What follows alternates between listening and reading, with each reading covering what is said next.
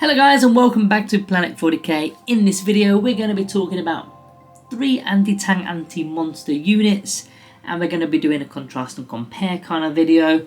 We're going to throw a little bit of math hammer on top, and I'm going to give you my pick out of the 3. Now if you haven't seen the thumbnail yet, well, why wouldn't you? In fact, you would have seen the thumbnail. We're going to be talking about the Canoptic Doomstalkers, we're going to be talking about the Locust Heavy Destroyers with the Ghost Destructors, and we're going to be talking about the Doomsday Arcs. They're the 3 that we're comparing today. I believe these are the 3 of the most common and probably the most efficient, should we say. I mean, there's of course arguments for Doom Scythes, there's arguments for the Monoliths with the Death Rays, the Silent King as well in fact, but I wanted to go with these 3 most commonly used. So yeah, let's get into this. As always guys, if you haven't already subscribed, do so down below and help me by liking the video as well. Also, in fact, one of the previous videos we did was a melee version of this video where it was the, what was the units? It was Lich Guard, it was Canoptic Wraiths, Scorpion Destroyers. I did get it. So let's break into this video then. Where's all my notes gone? Notes, there they are. They're here. I'm good, let's go. So, Canoptic Doomstalkers, Locust Heavy Destroyers, and Doomsday Arcs. So let's begin the comparison. Canoptic Doomstalker, 1 model, 140 points.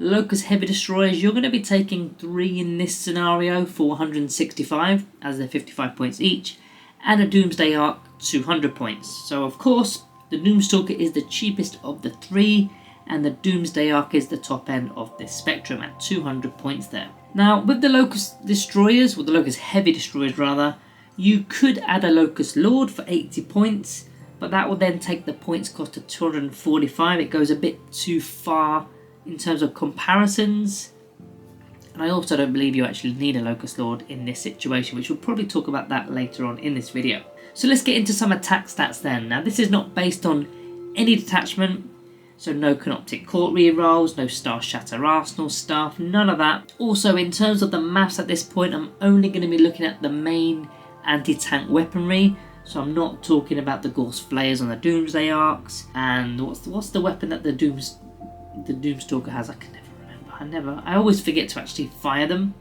So forgettable. I'm going to have to click it and find out. It is the Twin Ghost Flayers. Very forgettable. I always seem to forget, but we're not going to be talking about those. We're just talking about the main artillery pieces. So let's assess these main weapons then. The Canoptic Doomstalker with the Doomsday Blaster, 48-inch range. Pretty good. Decent. The Ghost Destructors with the Locust Heavy Destroyers, again, 48-inch range. Very good.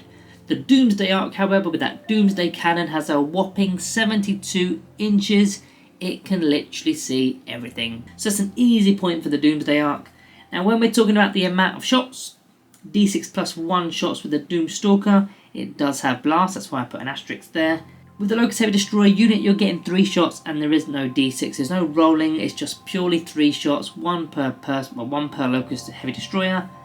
Doomsday Arc, D6 plus 1 again, is very similar to the Canoptic Doomstalker and has blast again. So if you take D6 plus 1, well an average of a D6 is 3.5, so if you've got a plus 1, that's an average of 4.5 when firing with the Canoptic Doomstalker and when firing with the Doomsday Arc. With the Locust Heavy Destroyers, you're just getting the 3 shots, so they've got less shots, as an average that is, versus the Doomstalker and the Doomsday Arc. Now all 3 of these units have the heavy keyword associated with their weapon, so we're going to ignore that, we don't need to go into that. They're all breaking even there.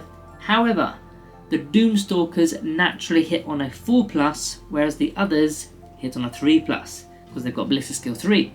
So it's definitely a negative point for the Doomstalker. As for strength, the Doomstalker and the Locust Heavy Destroyer are both strength 14, whereas the Doomsday Arc is strength 18. That's only going to really matter against toughness 9, because you'll be wounding on 2s, and toughness 14, because you'll be wounding on 3s, whereas the others would be wounded on 4s. So there's only a couple of situations where that actually matters. It's still a green tick for the Doomsday Arc. AP, the Doomstalker's lagging behind here, -3. The other 2 have a -4. Obviously there's going to be cover as well, so that's going to interact with AP.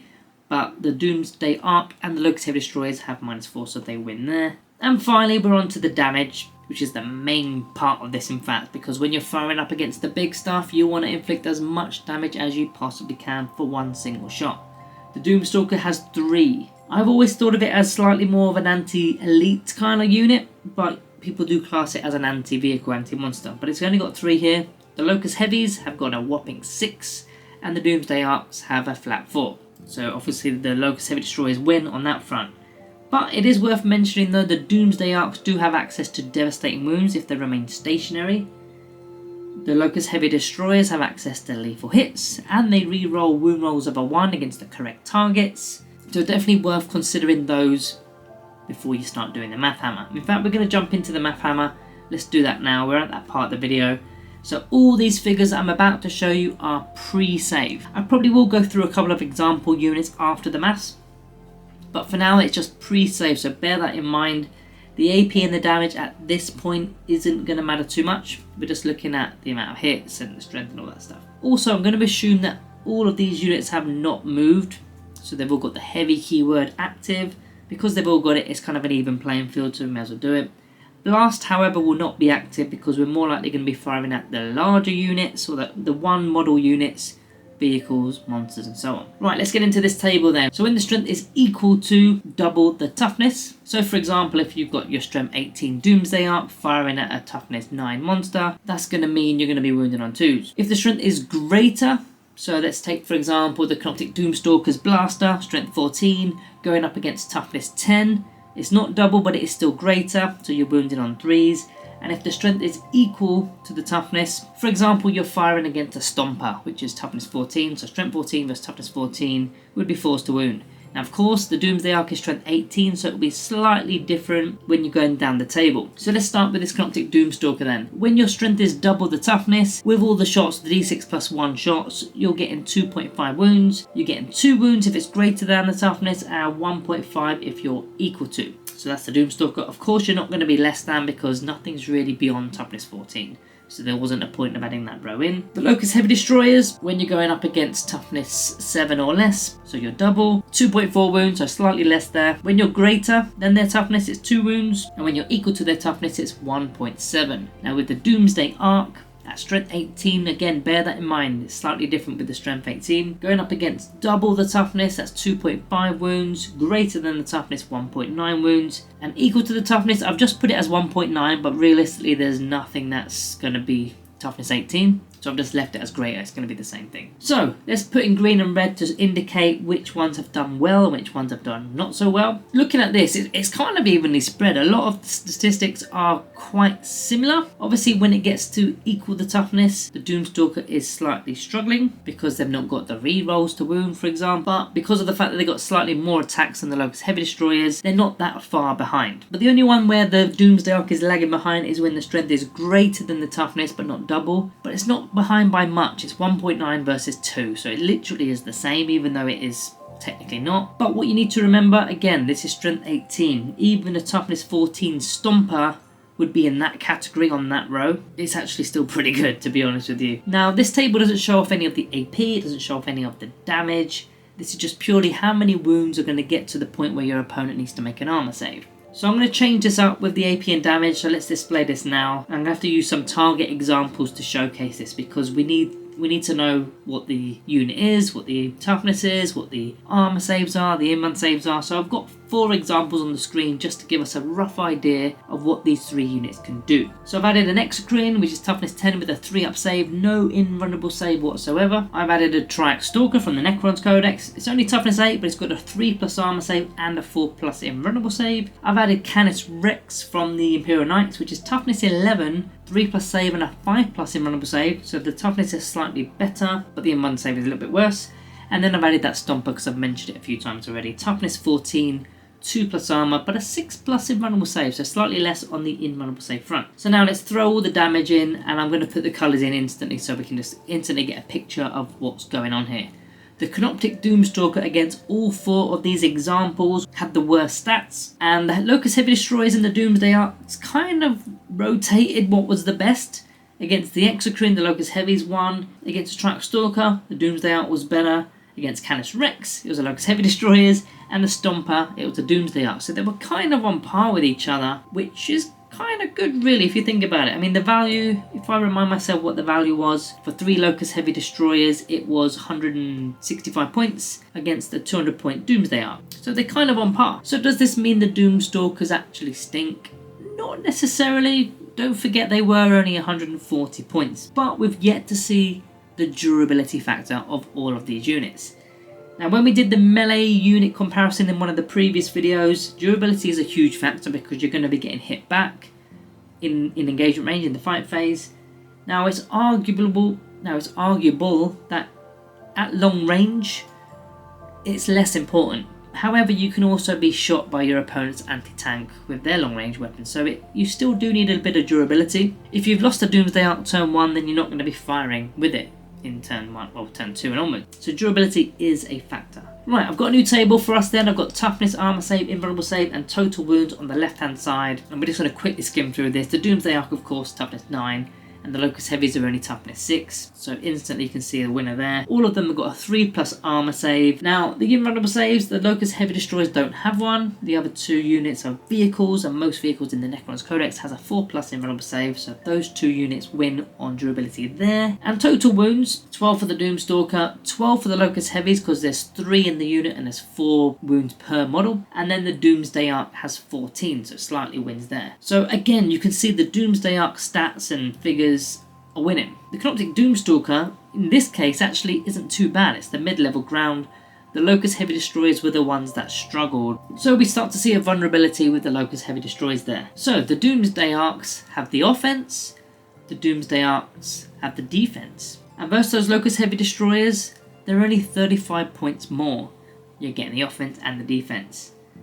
Now, as we mentioned earlier, there are some more factors to consider.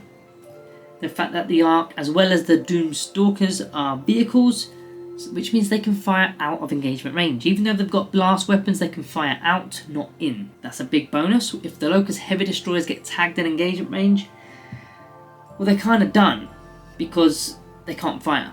They need to fall back, and then in your opponent's turn, they're probably going to just tag you again, and it's going to keep on going unless you can fall back and eliminate that charging unit with other units around. Then you open the doors up again. But with the Doomsday Arks, for example, you've got the 20 shots from the Ghost Ray arrays that can shoot off the smaller units that have tagged your Ark. And even the Doomstalker to a degree can do it with the small arms. Not as good as the Ghost Ray arrays, of course, with the Doomsday Ark. But those Locust Heavy Destroyers not being able to fire with an engagement range is a huge negative in my opinion. And that's your opponent's play. They're just going to lock them in combat. Whenever they can get hold of them, they will lock them in combat. They don't fight particularly well within engagement range anyway. And then they're pretty much redundant for the rest of the game. Now, we need to touch on the most important factor of the video, which is the detachments. We've got a few detachments that work with all 3 of these units. So, of course, you've got the Awakened Dynasty. It's going to work particularly well with the Locust Heavy Destroyers. So, you've got the Protocol of Undying Legions. So as soon as you lose a model within the unit in the shooting phase or the fight phase, you get to do D3 wounds returned as a reanimation protocols. It is D3 plus 1 if you've got the Locust Lord, but in this video, in this scenario, we're not going to be adding the Locust Lord. In the Annihilation Legion, of course, that's also going to benefit the Locust Heavy Destroyers because they've got the Destroy keyword. So the closest eligible units at range will be you'll be getting an extra bit of AP against that unit, so that'll put it to -5. Do you need -5? Potentially when there's cover saves and things like that and modifiers, potentially. And sometimes you get like 2 armor save without an invuln, like the Monolith. So it can help in those situations, especially with cover. They've also got the Mask of Death stratagem for a -1 to hit the unit as well, because they're destroyers. Now the Canoptic Core, of course, will apply to the Canoptic Doomstalkers, so they're going to have rerolls to the hit rolls, potentially all the hit rolls rather than just the ones. And they're going to need it because they're hitting on 4s or 3s with heavy. If you get to reroll all of that, that's going to be just as good as having 2s without the rerolls with the other units. You've also got a reactionary move in the Canoptic Court, which is the reactive subroutines, which could get you out of dodge from potential charge moves, maybe even out of range of a firing unit as well. And then you've got basically like a version of Lone Operative with the counter-temporal shift, so you can't be shot unless you're within, I think it's 18 inches. Again, that could be something that helps your Canoptic Doomstalker survive in the Canoptic Court. Then of course there's the Star Shatter arsenal. This is going to aid all 3 of these units because they're either mounted or vehicles, so they're all going to have assault. Great. They're going to have a +1 to hit against enemies on objectives. Also great. I mean, I say also great. If you've got heavy and you're already gone to, you've gone from Blizzard skill 3 to hitting on 2s because of heavy, then the +1 won't stack any further unless it's a negative modifier, because you can't go by more than one +1 or -1 with the hit roll. So it means you can move, kind of ignore your heavy keyword, and then still get the +1 against enemies on objectives. With the Doomsday Arc, however, of course, they need to stay still to gain devastating wounds, so there's a little bit of a drawback with that detachment of Doomsday Arcs. There is the -1 to damage stratagem, and there's also a fallback and shoot enhancement if you did in fact add a Locust Lord to the Locust Heavy Destroyers, or a character nearby, I guess. So what does all this data mean? Basically, we've got 3 very useful units, 3 very good anti-tank units. To summarise and give my final verdict of which one I believe is the best one, Canoptic Doomstalkers, even though they're cheap, I believe they're only really useful in the Canoptic core. In other detachments, I don't find a use for them because of their poor ballistic skill value of a 4+ going to a 3+ with heavy. It kind of hinders the amount of shots, even if you roll decent with the amount of shots. Let's say you roll a 5 and then it's +1 because it's d6 +1, so you get a 6, amount of shots is 6 in total. If you're on a 4+ because you've moved, then you can literally throw away half of them on average. You're only going to get 3 hits on average. That kind of sucks. The Locust Heavy Destroyers, they're on par offensively with the Doomsday Arcs, but they lack the durability factor. And once they are tagged, they are basically useless unless you've really lucked out with a fallback move and shot away that unit. But even then, you're losing a turn of shooting unless you've got that enhancement in the Star Shatter Arsenal. Now, Doomsday Arcs, they have it all. Offensively, good. Defensively, good. They're vehicles, so big guns never tire. They've got the little baby guns, so you can clear off enemy units, which we didn't really go too deep into that, but that's another factor on top of everything. But, of course, you are paying a premium, 200 points. However, that premium isn't too steep. It's only 35 points more than the 3 Locust Heavy Destroyers. I don't think that's a huge premium to pay. I actually think it's a steal. They probably should be more. So that would be my pick for this video. Guys, if you haven't seen the melee version of this video, check that one out next and subscribe on your exits, all that stuff, and I'll see you guys in the next one.